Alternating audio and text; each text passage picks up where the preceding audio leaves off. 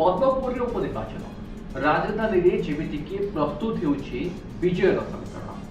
धामनगर फलाफल ओडिशा राजनीतिर रूपरेख को बिगाड़ी देछि कहले भूल। ओडिशा राजनीतिर रूपरेख को ये बदलाई देछि। यार मध्यरे पद्मपुर क्षमता कहा हाथ को जीव तापई आरंभ हो साराणी जोरसोर कसरत। नमस्कार दर्शक बंधु, मुंडीवी खबर आज उपस्थापना को स्वागत करुछि मुझे।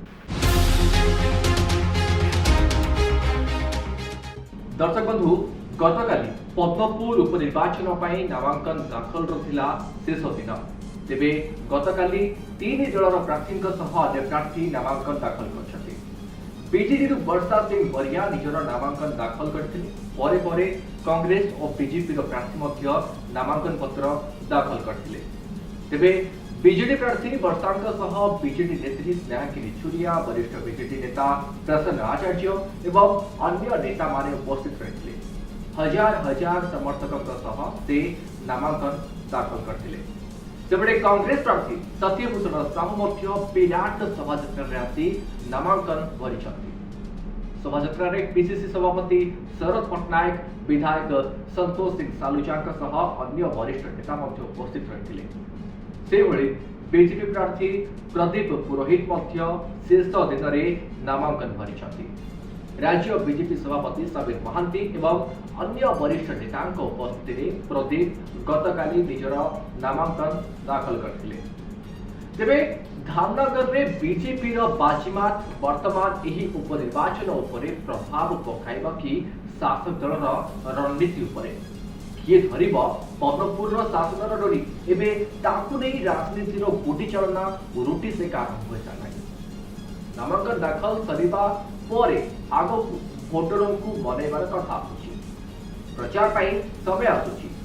ये निर्वाचन प्रक्रिया। तेबे प्रक्रिया जेमिति नामांकन भरिबा पूर्व ही आरंभ होइतिबा एबे कांग्रेस रो अभियोग होछि। पद्मपुर को जिला मान्यता दाबी आउ एही दाबी को नहीं एबे सरगरम पद्मपुर राजनीति। कांग्रेस विधायक दलर नेताजी रोचंती नरसिंह मिश्र निर्वाचन कमिशन को ऊपर से बर्षिछथि। इतेबेले कि आदर्श आचरण विधि लागू होइछि, तेबे किभଳି भाबे उभय केंद्र सरकार और राज्य सरकार यार उल्लंघन करछथि एने अभियोग करछथि नरसिंह। पद्मपुर को जिला घोषणा करबा नै मुख्यमंत्री को इशारा हो बा सब्सिडी इनपुट घोषणा यह आदर्श आचरण विधि उल्लंघन निर्वाचन कमिशन किभଳି एक कथा को देखिक चुप अछथि से नहीं प्रश्न करछथि कांग्रेस विधायक दल नेता नरसिंह मिश्र। तेरे केवल जिला मान्यता को नहीं नुह, चाषी को बीमा टंका को नहीं बीजेपी बीजेडी मध्य टणाटना। बीजेपी तथा केंद्र सरकार को कोर्ट रे यह प्रसंग नहीं बोल फपाड़ी बीजेडी को एबे टार्गेट करिछि बीजेपी।